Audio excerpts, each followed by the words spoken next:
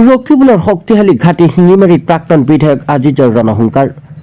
শিঙিমাৰী বজাৰত প্ৰথমবাৰ আয়োজন কৰা AIUDFৰ সভাত আজিজে সৃষ্টি কৰিলে কংগ্ৰেছৰ ভেটিত তীব্ৰ কঁপনি। সাংসদ ৰকিবুল হুছেইনক তীব্ৰ প্ৰত্যাহ্বান প্ৰাক্তন বিধায়ক আব্দুল আজিজৰ। ৰকিবুল হুছেইন কংগ্ৰেছ চৰকাৰৰ শক্তিশালী কেবিনেট মন্ত্ৰী হৈ থাকোঁতেই ৰাজ্যত উচ্ছেদৰ আইন গৃহীত হোৱাৰ অভিযোগ আজিজৰ। ভূমিহীন সংখ্যালঘু পৰিয়াল উচ্ছেদৰ বলি হোৱাৰ বাবে ঘাইকৈ ৰকিবুলক জগৰীয়া আজিজৰ। মুখ্যমন্ত্ৰী ডক্টৰ হিমন্ত বিশ্ব শৰ্মাকো তীব্ৰ সমালোচনা আমচুৰ প্ৰাক্তন সভাপতি আব্দুল আজিজৰ। মুখ্যমন্ত্ৰী ডক্টৰ হিমন্ত বিশ্ব শৰ্মাৰ SIRৰ জৰিয়তে 5 লাখ সংখ্যালঘু ভোটাৰৰ নাম কৰ্তন কৰিব বুলি প্ৰদান কৰা ভাবুকিক উভতি ধৰিলে AIUDFৰ সম্ভাৱ্য প্ৰাৰ্থী আজিজে। হিমন্ত বিশ্ব শৰ্মাই ইচ্ছা কৰিলেই ৰাজ্যৰ সংখ্যালঘু সম্প্ৰদায়ক নিঃশেষ কৰিব নোৱাৰে বুলি আজিজৰ মন্তব্য। আজি যিমান সমস্যা আপোনালোকৰ যিমান ভেঞ্চাৰ স্কুলবিলাক হৈ গ'ল, এই যে আমাৰ ল'ৰা ছোৱালীবিলাকে মাৰ খালে, তৰুণকৈ নিব বিচাৰিছিল বাবাদিন ছাপ্লাই মিনিষ্টাৰ নজৰুল ইছলাম আৰু ৰকিবুলে বাধা দিয়াৰ কাৰণে হোৱা নাই, নহ'লে আমাৰ এই চিনিয়ৰ সব প্ৰভিঞ্চিয়াল হৈ যায়। আজি বিজেপিক আমি কি কম? বিজেপিত আমাৰ কোনো MLA মন্ত্ৰী আছে নেকি?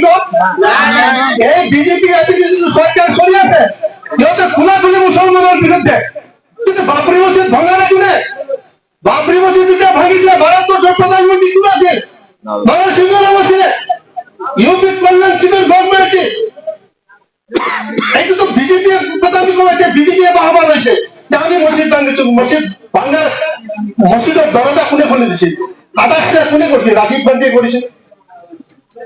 এটা কথা আপোনালোকে কৈ যাওঁ, কোনোদিন কোনো মন্দিৰ তন্দিৰ নামঘৰ টামঘৰৰ বিৰুদ্ধে কাম নকৰিব।